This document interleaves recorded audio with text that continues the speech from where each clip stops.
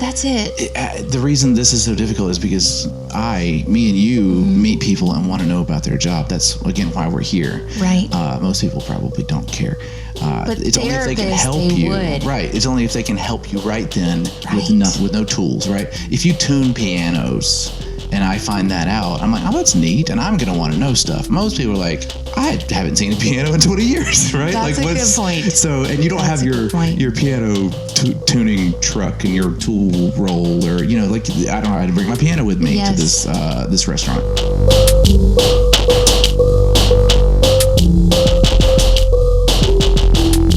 Watch this. Okay, so this is me. Now, you hear me in your headphones? Very little. Yeah, you think very little. But see how loud that is? That's me talking on your microphone. Really? Yeah, and that's where I'm like, oh man, you know what? The people that told me how to do this on YouTube when I learned how were probably in like a studio with or farther apart. Yeah, so it's fine. It's just. Do you know how to clean it up? It's gonna be okay. Okay. It's gonna be. That's one of the reasons it's taken me 2 weeks to get it done, because every time I start, I'm like, oh man, there's another layer of learning stuff. Yeah. So I love learning. Don't you love learning?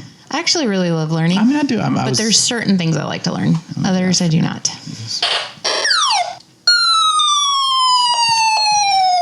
There's no, like, the whole point of this is it's just useless, and now it's actually really helpful. Very helpful. There we go. That's nice. Useless things that turned out to be helpful. Go. The story of our lives. Top 10 David 10. Letterman list. Ooh. Do people know who David? You don't know who David Letterman is. I do. You do? Okay. I've watched a couple episodes of the David Letterman show. He was a institution of my childhood. I was watching David Letterman way before I should have been, probably. Interesting. That's probably why I am the way that I am. So. Well, growing up, we weren't really allowed to even watch Jay Leno. I mean, we had to be in the States to watch that. But David Letterman was definitely more crass. No, we weren't allowed. Yeah, he's great now because he's like your grandpa, where when you were a kid and he was your dad, he wasn't nice, and now he's like got a big Santa Claus beard and is just doing really sweet interviews with people and stuff. So, wow, good job. Yes, maybe I can do that one day. We'll see. I don't know. Yeah, well, useless stuff that I don't know if there's. I'm trying to think. I was really into like calligraphy and stuff, and I don't know that it's useful now. I mean, you can do that for a living. You can like make wedding invitations and do airbrush T-shirts at the beach. Like that's not useless. Like if you had a collection of like those little silver spoons from every state. Oh yeah, like that's cool, but it's. You're right. My grandmother used to collect those. Yeah. Now they're real silver, so it's like under the bed. So you got nothing. You have no useless stuff. I don't know. I got Transformers. I got all kinds. There's a lot of. I'm big on stuff that really like we could do without that. But it served its purpose, right? What is that like purpose? Happiness and joy. Oh yeah, I know that stuff. That counts, I guess. Nostalgia. Then hey, guess what? Look at that right there. Circa 1982. I don't think either. None of us were born at that point. Radio Shack. Oh man. So we got a cool guest today. I'm really. I think I told her was the most excited about this because I am a huge proponent of talking to a counselor. And man. What's interesting is I met Laura Long, our guest, in the MBA program, and she transferred into our program because she was doing, I think, the full-time program, and then we were doing part-time because we were all working full-time. Right. And then she ended up transferring in, and I just loved her off the bat, like as a friend. And then in my personal life, as I went through the program, I just feel like that's where I was growing so much. And when you grow, you realize your deficiencies and you realize the broken parts of you. And so I would have said back when I first started the MBA program, I didn't need therapy. Honestly, I would have been like, I had a great childhood. I did not need any counseling. Sure. And then of course, meeting people like Laura, and she was so instrumental for me in so many ways, in my, understanding as I grew in the MBA program, but then also just going through different things since then. And I'm just so grateful to have her as a friend and that she's on the pod. That's an amazing story. And what amazes me is how it feels super unique and personal and stuff. And I think it is in the same way that when you go to Disney World and you meet Mickey Mouse or Elsa and Anna or whatever, like that's your kid, or you are the kid, and that's super special to you. And then there are hundreds of thousands of other people that have that same picture, and that lady is there all day, but it's yours. And they're like, do you know what I mean? Like there's the human connection there. Yeah. Because I mean, I think the most valuable skill you can have as a counselor has got to be like not being like, well, duh. Like, yeah, come on. So funny. Like, I don't know if I could. And I that is something I know about myself. And I'd have to really be like, tone it back, right? Because I said the same thing to my counselor. Yeah. Like I started counseling because we're just going to get into it, I guess. Yeah. I started counseling because I told the lady I was talking to, my wife, she's talking to a person, and I just want to be really supportive. And I've told you this. Mm-hmm. Also, like, there's this one thing, like I don't do stuff I like to do. Because that's that's those just are my one two little goals. thing. Why help my wife, who she's got a lot, all these problems, but I'm fine. I just don't like, my to-do list is not maybe as done as I want it to be. Why don't I do stuff I like doing? But we'll get to that later. I'm not worried about that. And she didn't say, "Oh, honey," she didn't say that. Your counselor didn't say, like, "Duh, okay. You have problems." Right. We figured that out. I came to that conclusion on my own, obviously. And it's great. But that grace of like letting people continue living with the illusion that they even know who they are as a person, or that they think they've got it put together. Maybe some people are fine. Maybe not everyone needs to, but I'm suspicious. I don't know. Yeah, I agree. I don't know. For me, this summer was pretty pivotal for me to start therapy. And it was the same thing, is that I was having a conversation with a friend, and I was like, I can't be creative anymore. I don't know why I can't. I love writing. I write these little memoirs for my parents once a month, and we do something fun together. And then even babysitting, like I babysat your kids, and I took them to the park. And normally I'm the person who can, like, we're playing pirates and, come up with this whole fantasy world that we're now playing. I couldn't do it. I was the like boring babysitter sitting on the bench. I just couldn't. They were fine. They didn't even notice the difference because they're creative. But I was that, and I noticed the difference. And so then getting therapy, literally just having, I think I've had, I don't know how many months of it, and it's still opening my eyes so much. It's crazy. And I guess maybe that's the flip side of it, is you get to see that over and over again. That probably doesn't get boring. But yeah, I don't know. I don't know that. I think I'm trying to be jaded about it for them, and maybe people don't feel that way about it. But there's just so many people, and I guess what I've realized is like I'm actually not like that. It's different, and so you know what I mean. Like I have the same problems everybody else does. Yeah. It's just how you deal with them and what you grew up with and that kind of stuff. And the stories you tell yourself. Right. But we're just grateful for therapists. I've heard my whole life about your inner child, and I thought that was kind of not baloney, but like what is like that's a very. It sounds specific, but is it? Like, doesn't everybody have and I think some people maybe don't, and some people, I don't know. It wasn't what I thought it was going to be. Oh, what do you mean? I don't know. I had never pictured myself being 6 or 8 or 10 or 14, like as a person. Right. You know what I mean? Like you think about those events, like it's a movie, and like, oh yeah, that was crazy, or that wasn't how I wanted it to go, or something like that. But like as an actual individual, like, but until I had kids, I didn't know you could really do it that way. I think I didn't realize that you could have empathy for yourself, which is not jobs related, but it is counseling related, and we got a good chunk of time with jobs. Well, you can tie that back in because until I pictured myself as a person when I was 8 or 10, like I didn't think about like, oh yeah, that's a kid. And they're like, I know how I feel about my kids, so I know how to feel about me. Does that make sense? Like, yes. Sort of like swapping out the variables to make it, I'd never even considered that was a thing you could do. So that's a good point. Somebody helped me see that when I was talking through being really scared of something. Gosh, you're going to get me crying. But thinking about being really scared of trying a specific project, and that person helped me see, like, you wouldn't be upset with a kid being scared of something. Why are you afraid of? But why are you upset with yourself for being afraid of something? Right. That's important. So I do think it goes back to jobs. I honestly do. Gosh, welcome everybody to Jessica Campbell's world. Gosh, let me get some tissues. No, we're good. We're good. It's okay. We don't normally have crying on the podcast. That's not the goal. Just Jessica. No, that's not true.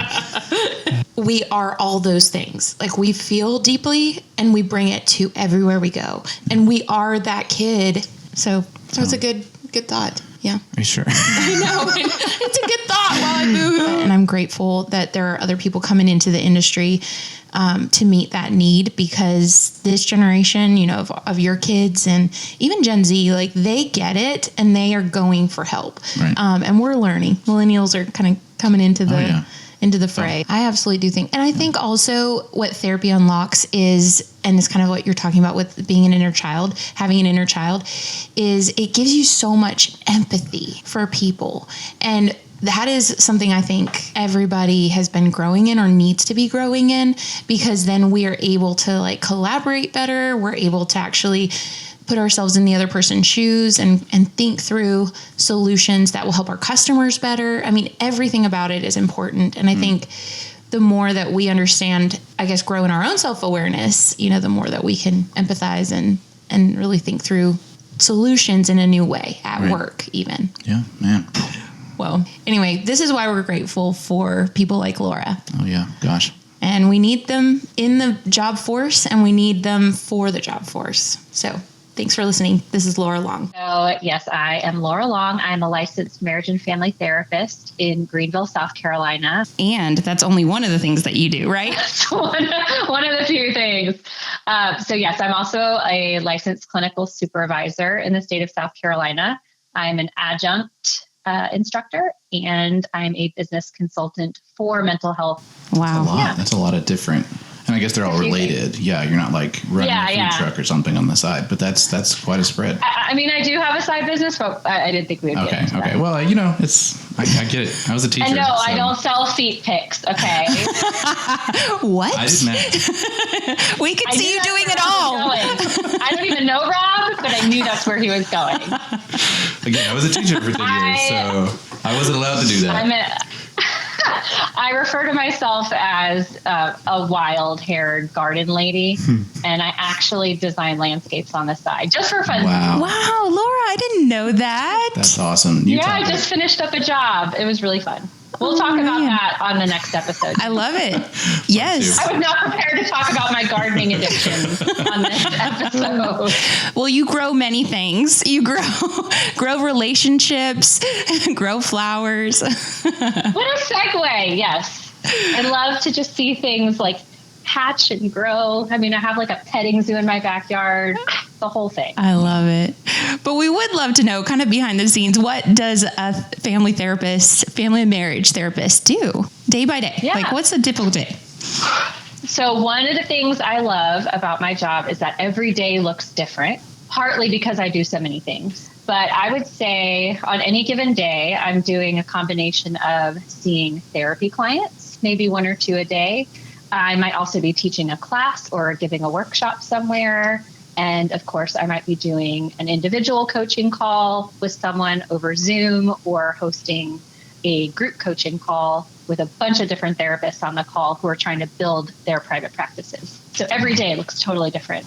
That sounds awesome. That's great. Do you, and I mean, it's really fun. You said private practice and you have a lot of things going on, obviously. So scheduling your own schedule is great. Do you go in to do this in person a lot, or do you have, I know that Zoom is big now for this kind of stuff. I'm a huge fan. Yes, that was the one good thing I will say that came out of COVID, is that overnight, and I'm not exaggerating here, overnight, every single therapist in private practice had to go from having an in-person office to setting up a telehealth conference office, because all of a sudden we couldn't see our clients. So on like a Monday, I could see my clients, and on a Tuesday, I had to find a way to see them.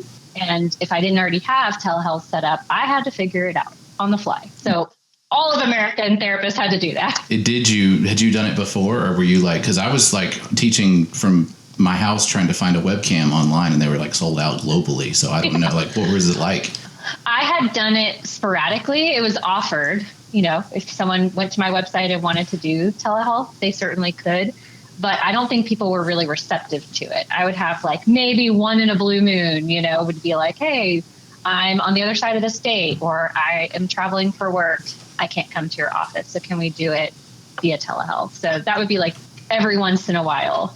But it turned into 100% of my clients were online for roughly 18 months. Wow. And then slowly I was able to return back to the office. So I would say at this point, it's probably 60% of my clients are in the office. I see them in person, and then the other 40% are either online, or I even offer sessions over the phone. When you talk about sessions, if someone's never done therapy before, what does that actually look like? So most therapy sessions are about 45 to 50 minutes in length. And depending on a client's treatment plan, they might meet with their therapist weekly, bi-weekly, or even monthly.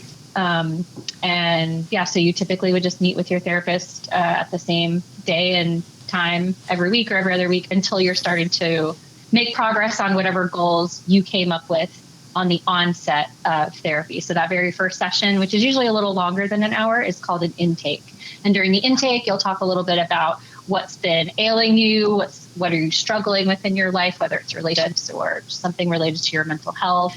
And then together, you and the therapist will come up with some objective goals of things that you want to work on.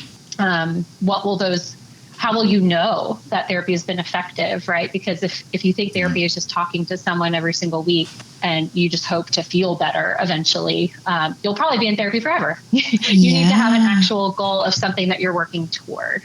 So whether you want to improve your relationships or improve your sleep, or for some people who have more chronic or serious mental health issues, it could be something along the lines of wanting to be able to hold down a job or maintain relationships. So the goals that you create in therapy should be measurable, and it's something that you can tell over time whether you're getting closer to those goals or not. Similar to, I would say, a personal trainer for your head. That's a great way of explaining that. I gotta say, Jessica has found a lot of different people with very different jobs to talk to. I was the most excited about talking to you because I am such a big fan. You talk about good things coming out of COVID. I'd been to counseling, like during undergrad, it was free, and I was like, well, why not? But man, 2020, like I think most people were like, golly, I don't know if I can do this on my own here. And yeah, it's a very wild ride because we as therapists, we're going through the same things and the same Wow, I hadn't thought about that. As the clients we're working with. And that's a very jarring experience to be in it with your clients and trying to offer or wanting to offer some sort of validation and hope when you yourself are struggling. I never thought about that. Wow. How do you know what to say when people are bringing these huge things to you? And can I take that class independent of a counseling degree? Sure. Come on over, Rob. Join the mastermind group. So I think this is where we acknowledge that therapy is an art more than it is a science. And that's my opinion. It might be controversial because certainly there are evidence-based modalities that I'm trained in and I implement in my therapy sessions with clients. There comes a certain point when you're present with someone and you're like feeling their energy and you're just having to say what comes into your mind and trust that is what that person needs to hear. And you have to rely on all of the years of training that you have that led you to that point. Are you like the person that, because that's your job, like to just tell you their problems, like off the clock, Do like pro bono work? This is a tricky one. No, I will usually tell someone I have like a standard line that I'll say if someone is trying to get therapy from me and it feels inappropriate or weird, or if I'm like at a party or something, I'll usually just say, I'm sorry, I don't have your card on file. Oh, like, man. My running one-liner that I'll say. But to answer your question, I don't think I'm unique in this. Most therapists' best friends are other therapists. And I think it's because we feel like we can lean on each other and we know when it's like, okay, I need a little bit of support here. I just need you to listen, or, hey, I'm done for today. Like I'm tapped out. Can we just talk about like the newest episode of whatever show we're watching. I never even thought about like it, just that a social thing, like somebody just dumping. Oh yeah, it's really awkward. Like if you're a dermatologist and somebody wants you to like just look at this mole on my arm, and yeah, of course, makes total sense. Yeah, well, like on a plane or something, you know, if you start talking to the person next to you, that'll be the worst. I got on an airplane. This is like 3 years ago. There was a woman who was really, really just melting down, like hysterically crying, and I could tell everyone felt awkward by it. And I was like, something serious just happened to this woman. So I went to the stewardess and I actually asked if I could sit next to this woman. Wow. And I sat next to her, and I think we spent like the next 2 hours on the plane ride just talking that she had lost a family member and was on the way to the funeral. Oh my gosh. So it doesn't happen often, but yeah, it is. Therapists have this like running inside joke of different ideas of what do we tell people when they ask us what we do at maybe a social engagement or something where you really don't want to be honest. What do you say? Ooh. So is that one of the unspoken rules, like the secrets of therapy? Don't want anybody to know that you. Don't tell someone you're a therapist. Oh gosh. I'll either say like I'm a bank teller. Oh yeah. Sometimes I'll say that I like am a stalker. Like I'll just stalk, not stalker. Like where do you live? That's hilarious. Like, at the grocery store, you stalk shelves. Right. You know. That's fun. But usually something where it's not going to get a lot of questions. This is the question I was the most excited about because I could never, right? And I know that. And I've like gone through the process, and I talked to somebody who is a licensed counselor, and I was like, hey, I think I could get another master's. I could do this, right? That'd be fun. I can like figure out stuff, and I like talking to people. And they're like, no way.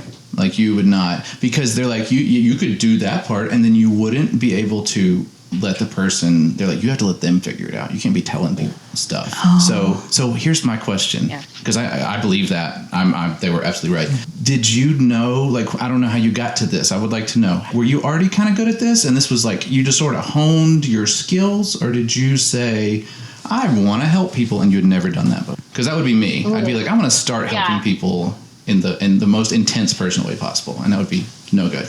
All right. So here's what I'm going to do. I'm going to throw away my notes because clearly I'm not reading them. And I'm just going to go completely off script with you guys. I love it. And tell it to you straight. I'm going to tell it to you straight. So when I was young, like 4th, 5th grade, every single day when I would get home, my mom would be watching TV, and she watched, sorry, Mom, absolute garbage. She would watch Jerry Springer. Maury, is that one of the other talk shows? Oh, yeah. But every once in a while, she would have Oprah on because Oprah came on at 3:00. And I used to love watching Oprah. And I thought to myself, I want to be Oprah one day. I want to be like I want to have a talk show and like bring interesting people on, like experts in different fields. And then she had Dr. Phil on for a bunch of episodes. You know, he ended up getting his own thing. And I thought to myself, I don't want to be Oprah. I want to be like a nicer Dr. Phil. Like, I don't want to just be the talk show host. I want to be the person who comes on as the expert. And Dr. Phil is a moron. I could definitely be better than Dr. Phil. That, like, you know, planted a seed in my mind of, okay, I want to help people. I want to do something with relationships or just helping people live better lives in some way. And then when I went off to college, that's when I started to like dabble in psychology and human behavior and relationships. And of course, you know, being a young adult myself, I was going through my own relationship stuff. And I just really enjoyed self-help books, which is really weird because I don't think that a 19-year-old needs to be going to the library looking up self-help books for like premenopausal women. But I was just very curious. Very curious about how the mind works. So yeah, long story short, I ended up having a friend who majored in marriage and family therapy at a local university. And I was like, that's a thing. You can do that after college. So went off to grad school. And to answer your second question, your follow-up question, no, I don't think I was already a good therapist. I think there's some amount of maybe raw talent that goes into it, you know, being able to connect with someone and empathize. Some of those skills can be learned, but I think it kind of gives you a leg up if you already have some of that. But the vast majority of what I know now and what I do in the therapy room, I actually learned more so than just have this innate ability to do therapy. So there's hope. So I could be taught. I could be. Yeah. I love the pause. No. Yeah. That's great. I just wondered if I know there are women who go into like the restroom in a department store, and just people just come up to them and just start just telling them all their stuff in the bathroom. I just wondered if that an indicator of should people go into your field. I mean, it could be a toss up, because if that person who others tend to gravitate to, if they're able to uphold some boundaries, and to be able to create that separation, because at the end of the day, I still have to be able to come home and cook dinner and be with my family, even after hearing some of the most devastating stories that are impacting people. And those things, they have to go home to, right? I can't fix that for them. And we can't usually fix it together in an hour. If someone finds themselves in situations where people are sharing things with them and they enjoy that, as long as they're able to create some amount of separation or are willing to learn how to do that, that will help prevent burnout in the future. You got to be able to separate. Turn it off. Yeah. Yeah. Not only separate, but also, you guys might not have thought about this. If I'm in session with a client who's dealing with a similar issue as myself, I have to also be able to separate my issue from theirs. Otherwise, I'm just projecting my crap onto them. Wow. So that's another thing about being a therapist that people might not know, is that, again, this is my opinion, but I'm constantly having to check myself in my personal life to make sure that I'm living in a way that's aligned. Because if I'm doing something over here that's completely not okay and not healthy for me, who am I to then sit in the therapy chair and try and guide someone through a hardship? I'm not willing to do the work myself. So that looks like going to my own therapist, taking care of my own mind and body and spirit, that sort of thing. Because if I'm living this double life, I don't think I could be a very effective therapist. I think I hear what you're saying, that it would be hypocritical or it would be unhealthy, like double unhealthy, if you're consuming that and then also going to a coping strategy or some other issue that you have. Wow. Vice. That's a better word. Vice. Well, and a lot of therapists do have a special interest in working with people or populations or demographics that are either similar to them, or people who have been through or who are going through things that the therapist themselves has gone through. And that's not uncommon, and I don't think that's unhealthy, so long as the therapist has continued to do their own work and their own. So if as a therapist you were, say, a victim of childhood abuse, and now you have a heart for children who have been abused, and you want to work with that population, you have to do a lot of work on the front end. That's a lot. I didn't realize, because when I'm talking to a counselor, a therapist, I'm thinking about me and my stuff. I've never even considered like, oh man, they were just talking to somebody else 20 minutes ago about something totally different. Never thought about that. But that's the beauty of therapy. As the client, you get to come into that space and it is all about you. And that's what makes therapy so much different from a friendship. Because if the two of you were to go out and have dinner or lunch or have a cup of coffee and one of you is in struggle, you might be sharing with the other. But I think there's always this underlying unspoken expectation that things are going to be reciprocal. So at some point, one of you is going to say, okay, I'm done talking. Enough about me. How are you? That is so true. That is absolutely true. In therapy, it's one-sided intentionally, so that you get to come in and just release and dump and say whatever you need to say. And the therapist hopefully has some really good remarks and observations or questions to ask you to get you thinking. But as a therapist, I have no skin in the game. So I'm not going to sit here and say, well, Jessica, you need to do X. Whereas your friend might, because you struggling makes your friend uncomfortable. They don't want to see you struggling. So they're just going to give you whatever advice they can think of to get you out of that situation. So you can listen to their stuff. Whereas a therapist, yeah, exactly. Whereas a therapist is going to allow you to sit in that space, and they're going to ask some, hopefully, really helpful questions. And they are going to maybe challenge some false beliefs that you might have about yourself or the situation or the relationship. They are going to give you some coping strategies, but it's all about you. You don't have to worry about getting 20 minutes into the conversation and, okay, enough about me. How are you doing? And I would hope that a good therapist would never make you feel like you have to be reciprocal. So interesting. I recently started therapy this fall, and it is so uncomfortable. I know, but it is so uncomfortable to learn that relationship, because I'm so used to just being the friend. It's so hard for me to just dump, to just, here you go. Can you hold this for me? It's like, which is why I always thought you were a 2 on the Enneagram, and I was wrong. let's talk about Enneagram and counselors, because I didn't know. I don't want to presume, right? But I've been just fully drowned in, like, held down into Enneagram stuff, and I'm not. It's not my favorite. My theory is that the best personality test is what's your favorite personality test, right? Like, that's how you really know something about somebody. That's and funny. I'm a big Myers. That's very meta, right? Oh, that's Rob. He's the best at that. INFJ, and if you're a 2, aka Enneagram 5, or a 1, and see, I thought it was a 1, but then people are like, no, you're a 5, but I'm not buying it. I know the right way to you're load a oozing dishwasher. 5 energy.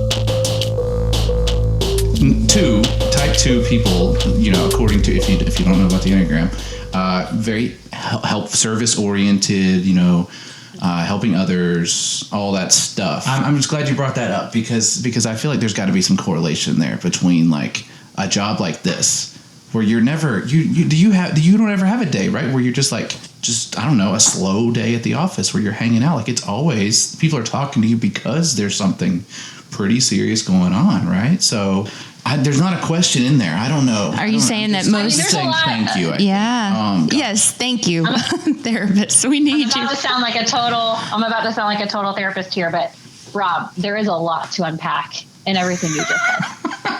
Let's start with the Enneagram. So the difference between the Enneagram and other personality tests is the Enneagram is not a personality test. The Enneagram tells you or shows you what kind of box you've already put yourself in and gives you a way out of it.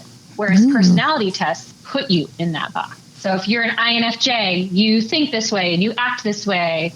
And in certain social situations, you believe this about yourself. But the Enneagram says, hey, these are the things that probably motivate you. And here's how to get out of that. Because in a sense, we are all of the numbers of the Enneagram.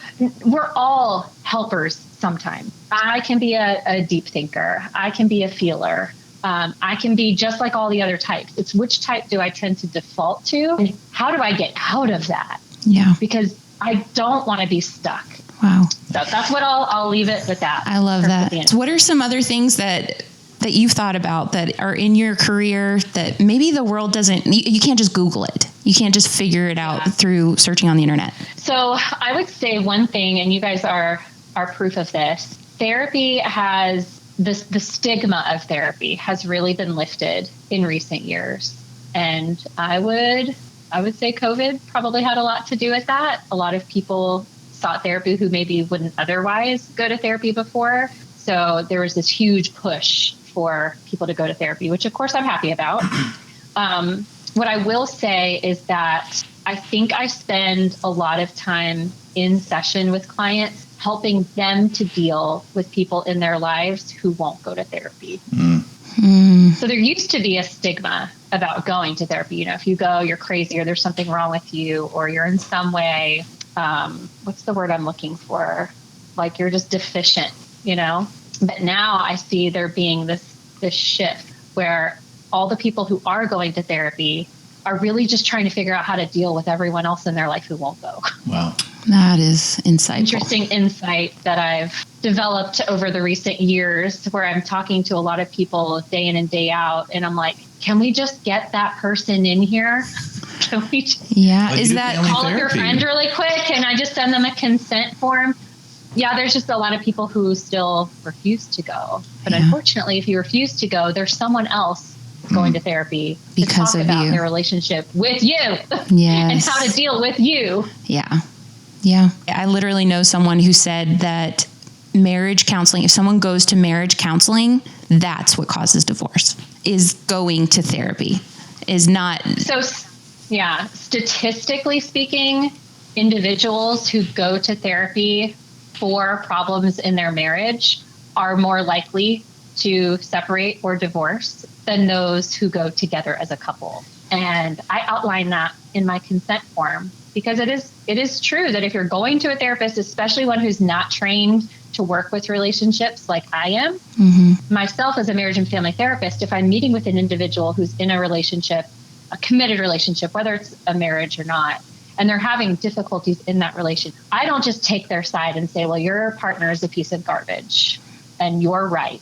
and they should do everything that you said because everything you're saying is reasonable and they're the ones who are wrong. Gently, sometimes when someone goes to a therapist who's not trained in working with relationships, that therapist may be inclined to either say that or provide some sort of messaging that makes that person feel that way. So they then go home to their partner and say, well, my therapist said you need to listen to me, or that you're a jerk, or whatever the case is. So yes, statistically speaking, it is true. I'm not going to deny that, which is why I think that if you're having trouble in your relationship, you should both go, or if there's 3 of you or 4 of you or however many in the relationship, you all should go to therapy together. Go find a licensed marriage and family therapist and they'll be happy to see you. So I do get a lot of individuals whose partner, for whatever reason, doesn't want to come, or my client just doesn't want them to come. They want to really work through whatever's going on within them before bringing their partner to therapy. And so we just have a lot of transparent conversations up front about what therapy is going to look like and what it's not going to. Because it's not going to be helpful if they're coming and paying me a lot of money just to vent about their partner. Instead, we're going to look inward at what are the things that they themselves can change. And that will usually help because I'm going to play devil's advocate a lot with them. So if they come in just complaining or venting, I'm usually going to say, okay, so what was going on for them at that time? Because I know they're not a psychopath because you've told me some really awesome things about them. So for them to act in a way that seems out of character, let's try to get into their heart or their mind and see where that might have been. I do try my best to help them, even if their partner won't come. But we all hate insurance. Every single therapist hates insurance. Really? Why? We all hate it. What is the deal there? Insurance, the main idea of insurance, or the main goal, the MO of insurance companies, is to not pay for claims, whether it's mental health or medical. I mean, that's how insurance companies make money. They're taking your premiums and they're not paying on things. So as a solo provider, I don't even mess with insurance, because if you go to a hospital, there are people whose full-time job it is to deal with insurance, to file the claims, to deal with the denied claims, dotting all the I's and crossing the T's. They're dealing with the clawbacks and all the audits from the insurance companies. So in an effort to not deal with that and to do a really good job taking care of my clients and not even having to involve insurance, I just cut the cord in 20. I don't even work with insurance. If your therapist takes insurance, they are a saint. They're doing it purely out of the goodness of their heart and not because they're getting paid a bunch of money or because insurance is easy to work with. Wow. That's good to know. They're doing it just because they believe that therapy should be accessible and they're willing to sacrifice on the front end in order to make therapy accessible. So I'm inspired by therapists who take insurance. I am not one of them. No, we don't blame you. Nobody's judging you. Makes me feel better. But not better for everyone, just better for me, I guess.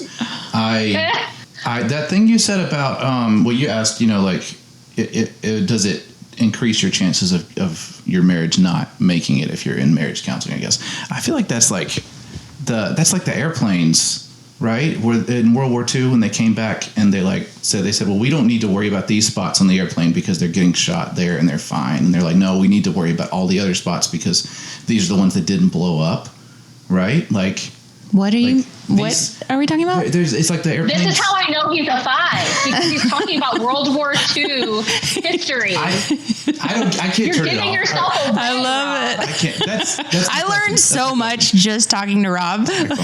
So I many know. things. But does this count as learning? I don't know. Energy. So what did I do? This was fine a minute ago. Okay.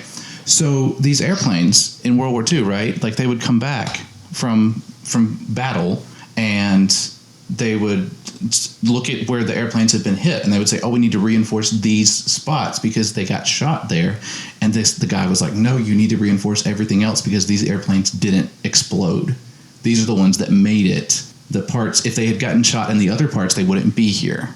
Oh. So bring it back to marriage counseling. So if you're in marriage counseling, it's because something's really messed up, right? Like you're having a really hard time. So like you're already like it's like the but it's a stronger marriage than you think. Yeah, like you're doing something about it, and maybe it's too late, and maybe it's but I feel like I don't know that should be discouraging to people because we've been to marriage counseling and it has been the best thing. I'm saying that like if you're going to marriage counseling, then yeah, you probably are more likely than someone who's not. But it's not because you're in marriage counseling. Probably it's because that's the same. You've been shot for both those things. Yeah. Yeah. You're getting shot at.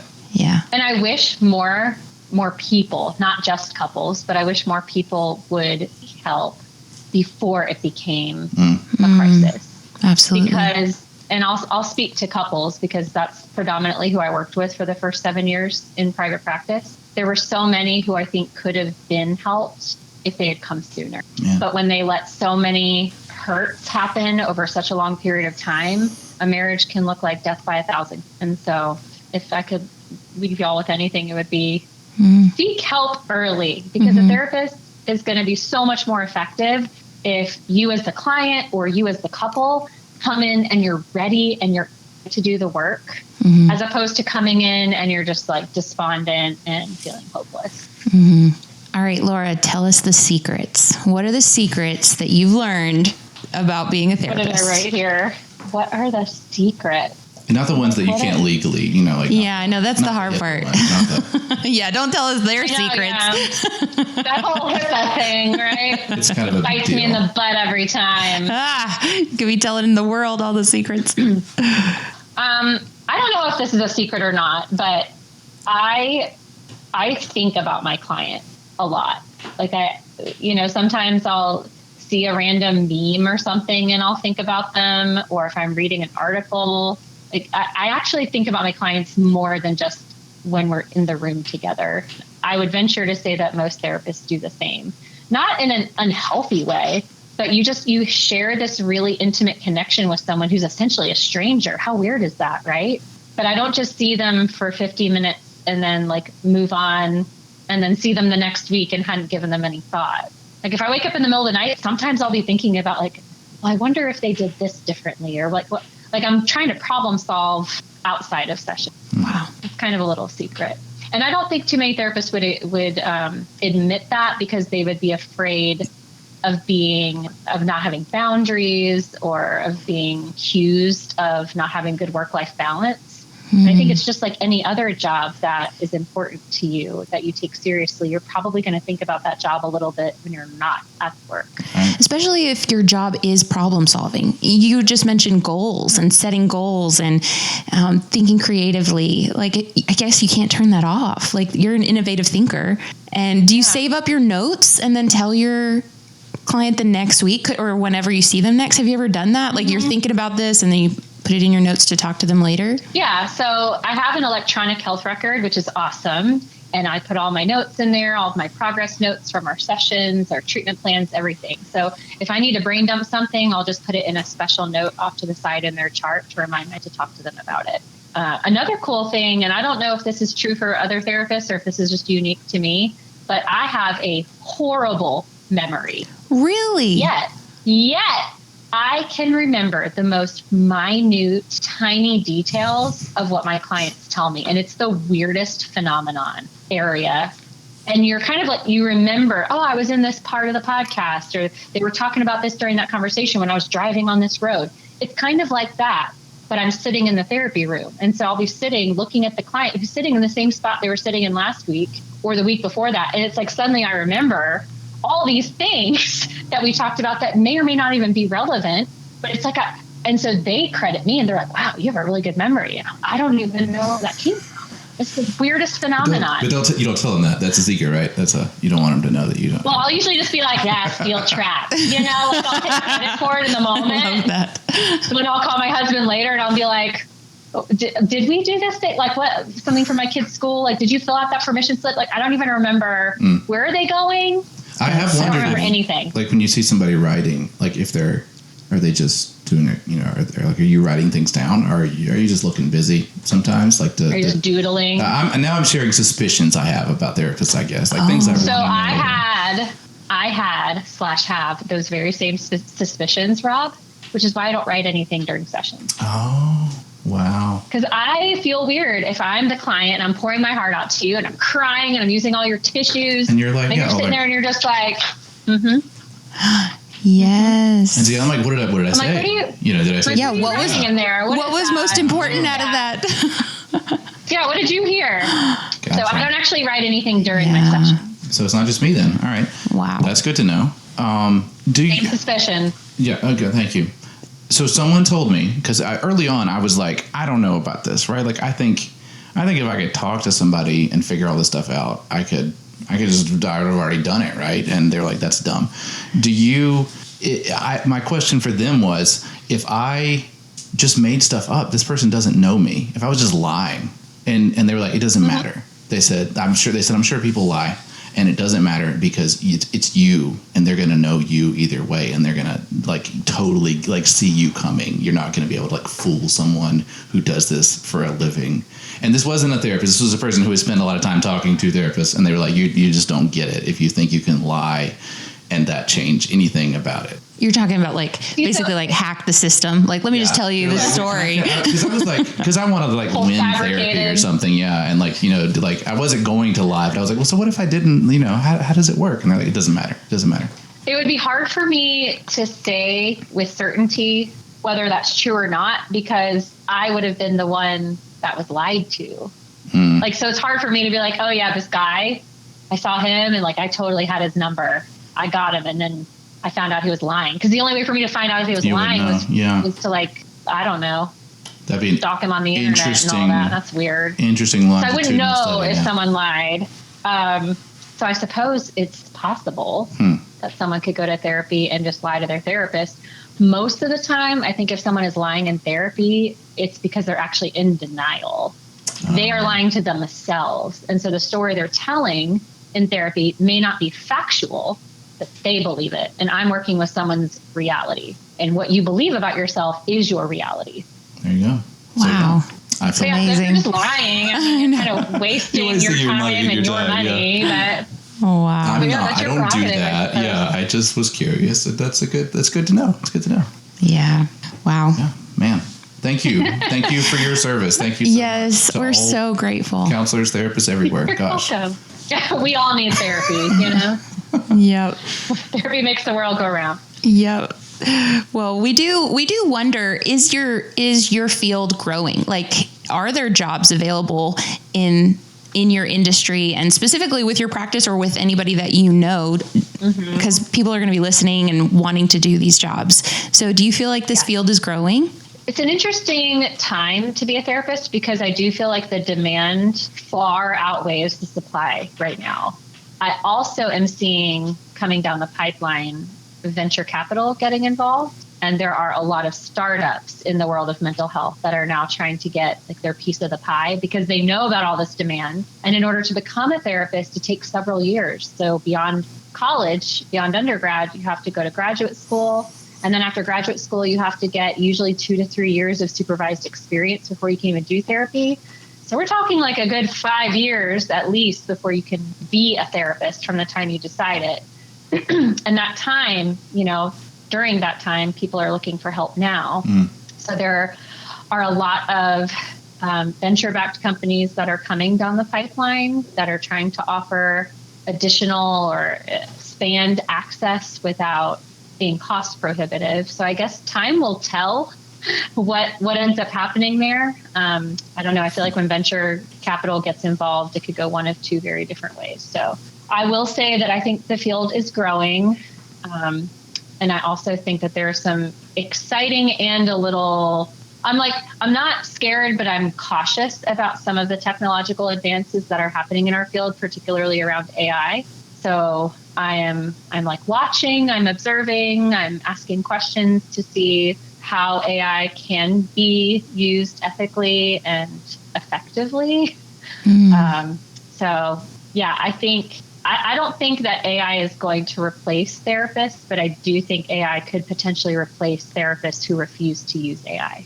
Ooh, interesting. Just like computers, like back in the day, if you were a therapist who refused to ever use technology, you probably got outdated because you didn't have a website and no one could find you. And there's no yellow pages. So kind of like that.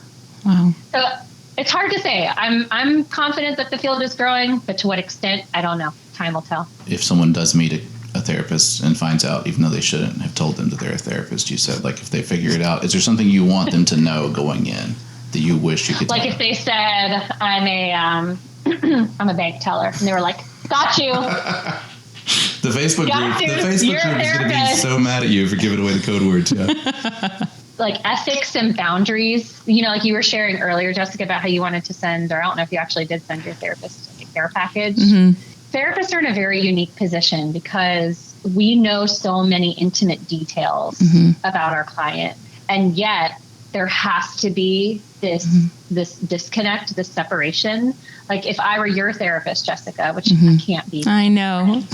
But if I were your therapist, I actually really can't tell you things about my life.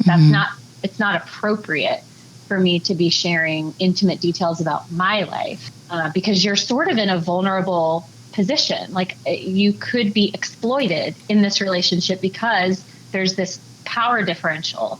You're coming to me and you're paying me money and there's an energy exchange. You are tasking me to help guide you. And so I think, unfortunately, the lines can get blurry if a therapist is not careful. Because as my client in this hypothetical situation, if I invited you to my house for dinner, you'd probably be ecstatic. You'd be like, oh my gosh, I get to go to my therapist's house for dinner and like meet her family. And that's going to be so cool. But that can get really hairy very quickly when we start to muddy the waters between a professional relationship and a personal one. Yeah, what I wish people knew. So I wish people could understand why those ethical boundaries are so important without feeling a sense of rejection. So if a client invites me to their wedding or wants to get coffee or gets me a gift that's valuable, because there are certain like limitations. If someone gave me like a $5 gift card to Starbucks at Christmas time, I wouldn't turn that away because me rejecting that gift could actually cause more damage to the relationship. So there's some gray area, there's some nuance to it, but I wish more people understood why those boundaries are there in the first place and that it's not a therapist trying to reject you, it's trying to protect you. Yes. Because that relationship is so sacred and it's so unique. That's good. So that's something that I wish people knew about therapists is we're not cold. Just we're really trying to protect you because we care so much about you. Yeah. We don't want to get wrapped up in all of that. And unfortunately, therapists do get wrapped up in it sometimes, and that causes a whole host of other problems. Potentially losing their license is one of them. Those protections are there for you. It's good to know. Well, if people want to connect with you, Laura, how can they find you? They can go to my practice website. It's lauralongtherapy.com. Pretty easy. Great. Oh, there will be a link there. There's not right now, but there will be. So. There will be. Here. Right there. There you go. Got it. There it is. lauralongtherapy.com. Beautiful. Great. Awesome. And if there's someone who's interested in pursuing a career in mental health counseling, they're also welcome to reach out to me, and I'm happy to hop on a phone call. Thank you. And good to meet you, Rob. You when too. you when you are no longer living in denial and you finally accept your status as an Enneagram 5, I would welcome the opportunity to come the back main on thing this is that podcast. everybody that tells me I'm a 5 is so like, well, why don't you just admit it? I'm not denying. This is like the third That's person. hilarious. It's not that I don't want to be. It's now I'm just being stubborn about it. I got to replace all of my cartoon characters that I have a list of like, I'm just like this person. And you're telling me it's like, now I get to pick who I am. Exactly. Well, so good to talk to you both. Thank So you good for to talk having to you. me. Thanks so much. For letting me be your guinea pig. Are you hiring? Am I hiring? No, I'm a solo act. I'm a lone wolf. I want to end all of it with asking people if they will hire me. Not like me specifically, but like, are you hiring? But now I'm afraid that they'll think I really do want them to give me a job. Like, That's so funny. Do I need to explain that? Are better? you hiring? I don't want to like preface it or anything, but yeah. Rob earlier was alluding. Oh yeah, I was talking about it. Okay, all right. No, I can't. I marked that off. I could never, because I would just be like, don't you think you should just stop? And you can't do that. They said you can't do that. Just roll up a newspaper and hit him over the head with it and tell him to stop. It works every time. Reinforcement. Spray them with a spray bottle like You're onto cats. something there. Yeah, I think we're being too soft. Just whack them. Awesome. So that was great. Oh my gosh, loved it. we should have had her here for the part where we were introducing her, because Yeah. I don't think I didn't cry during the interview. You didn't cry during the interview, but now No. we're here without her, and we're just it's I know. you know, I can cry some more. So much of what she said. we'll get her to come back. We'll have her come back. Yeah.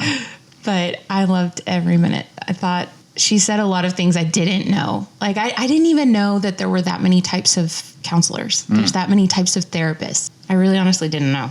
It's I guess, you have a lot of different situations you can approach it. I would love to know more about like group therapy, how that even works. Oh yeah. Because I feel like it takes forever for me to not just say like what I want to say, but like to get to what I actually, you know what I mean? Because like you can talk for a long time and not say much about you. Right. And then when you're doing that with multiple people, that would be like there are things I can see people do them and think I could learn how to do that. And that is not one of them. It boggles my mind that you can keep also up the with that. vulnerability you'd have to be in, like you'd in front of so many people. I don't know, to talk about those things. Grateful that this kind of stuff happens and it exists in our world. And it's an important, gotta be like a way back kind of job, right? Like I bet there have been people listening to other people complain for this whole time. Honestly, I feel like that's what religious leaders used to do, right? Yeah, like, basically, ideally, like that's. I mean, yeah, for sure. That was the point. I don't know. Well, I don't know. Controversial there. I know it. Well, we'd love to talk to some religious Yeah. leaders to get them to tell us about how does the crossover happen with kind of therapy versus what they do. Yeah. I mean, that would be interesting. I will say that. Well, when we mentioned this briefly, but like that box you can check where like, when you're doing intake at counseling and you do your religious beliefs, and then they, of course, try to put you with somebody that's similar, that matches. So you don't have you don't want to be disagreeing in a, like you said, a vulnerable situation. But sometimes that's a little like, I already know that stuff. Oh, like, yeah. I don't want you telling me that stuff. I want you to tell me like what is wrong with my brain. Right. So I don't know. It'd be interesting to find out some different, if you're a different kind of counselor, or if you know somebody who would tell us about that, I'd love to compare notes and see. Oh my gosh. Maybe there's more we don't know about. Well, I think the world needs it. I think we all need, the riches are in the niches, they say. But I think more than just riches financially, it's like, how do we all grow? How do we get better? That's in the niches too.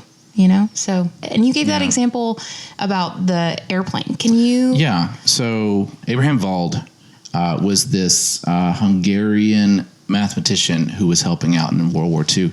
And he was looking at these diagrams when a plane would come back and they would say, oh, well, we got to reinforce. This is where they're shooting our planes.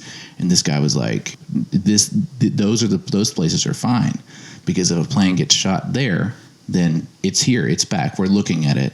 It didn't explode into a fireball and kill the pilot and crash into the ocean. It's like this, the other places that you're not seeing shot here, because they went down, because they're gone. Like we don't have those to look at. And so that's survivorship bias, right? It's like, oh, well, things used to be made so much better. Yes. But also if you have something if you have a toaster from the 50s that works, there's a bunch of toasters that don't work. They're in the, trash. Yeah. I mean, so like you're basing that off of the best toasters, right? Or whatever, the strongest toasters, the survival of the fittest toasters, natural selection toasters. So if you're married and it's not going as well as it should, and you try to get help, then like you're already in the category of people that are likely to not stay married, right? Right, because you're asking hard. Yeah, and so for help, and it's hard. It sounds like, oh, well, we're discouraging people from asking for help, because then it's like that's not what makes you more likely to get divorced, right? It's just it's the correlation versus causation thing. Because if you're trying to get help, I'd say you're definitely better off than someone who's also in that category but isn't trying to get help. And the plane goes down. And the plane's going down either way. But this way, maybe you can save the plane, right? Like the thing that's making it likely is not you going to counseling, it's you getting shot at over the Pacific. That's That's good. Yeah, you can't do anything about that sometimes. I did a better job this time. I like it. I get it. Yeah, I do think that that's interesting. And I think that I think it's more just being honest. If we are honest about stuff, it's going to expose where the weaknesses are. And I think therapy is all about being honest. I mean, yeah, you gotta be. And even if you're not, like I asked her, like, what if you just make stuff up? It doesn't matter. Like, it's not going to change the end result if you're there and really doing it, because it's an internal conflict, right? Right. In my mind, like, it's so helpful for me to go to therapy. And when somebody says to me, hey, did you know that this label or this whatever it is, and it's been researched, and people who have this similar experience can also have that label. And then that thing helps you clarify where there was confusion. Why would you not? I mean, to me, it's freedom. It's understanding right. so much more about why I am the way that I am, or why do I default to certain things. And instead of just feeling the victim or feeling like I can't ever grow, it's the opposite. It's freedom. That's good stuff. To all the therapists out there, if you had anything else you wanted to add that maybe Laura hasn't had a chance to say, we would really, really love your feedback. And also for those who are doing therapy, good job. Good job. They told me it was going to be hard. And I was like, this isn't hard. And I really loved it. And then it got hard. I was like, man, they weren't kidding about this stuff. But it took a while. So if it hasn't gotten hard yet, I mean, maybe it will. Maybe you're fine. This is encouraging. I don't know. This is great. If they're all this good, it'll be awesome. Might get some stinkers. I don't know. We want you, stinkers. Come on our show. It's going to be great. If your job is, if nobody wants to hear about it, we want to hear about it. We do want to hear about it. We'll spend so long. There's just lots of jobs out there. Let's just keep talking to people about jobs. Hey, let's just do this again next week. Okay, You want to? let's go. All right, next cool. week. I'll see Let's you. do this. We'll do this again in a week. And we'll see you guys then. Yeah. Thanks for listening. Thanks a bunch. Did it work? I don't know.